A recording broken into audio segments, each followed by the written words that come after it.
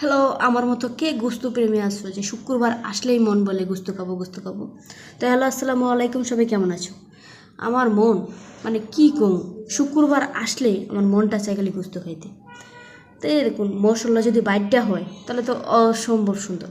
তো আমার কথা মাথায় নেই, শুক্রবার আসলেই গরুর গোস্ত আনবেন, হাত দিয়ে নিজের হাত দিয়ে মরিচ মশলা যা আছে সব বাইটটা রান্না করবেন, ভাই বিশ্বাস করেন অসম্ভব মজা লাগে। এই যে আমি আপনাদের বলতাছি, এই আমার মুখে মনে করেন যে পানি চলে আসছে। দেখুন, আমি নিজের হাতে মশলা যা আছে সব বাড়ছি, বাইটটা সুন্দর করে মাখায়া 10 থেকে 15 মিনিট রাখার পর যদি সেই গোস্তটা চুলায় বসানো যায়, ভাই বিশ্বাস করেন না কেন, এত মজা লাগে যে কি বলবো ভাই। আমি মাখাইতেছি আর আমার মুখ দিয়ে পানি পড়তেছে ভাই। তো আমাকে সাপোর্ট করেন, সাপোর্ট করলে সাপোর্ট পাবেন, এটাই তো স্বাভাবিক, তাই না?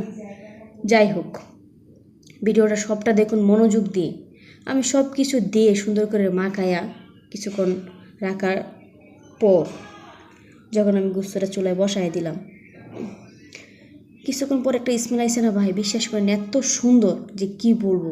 আমি আগে এক পিস নিয়ে মনে করেন যে খাওয়া শুরু করছি। তো আপনারা বলবেন কেমন হয়েছে আমার ভিডিও, আর আমার মতো কারা কারা গোস্ত প্রেমী আছো, শুক্রবার আসলেই গোস্ত খাবা, শরীর মন সব ভালো থাকবে। আল্লাহ হাফেজ।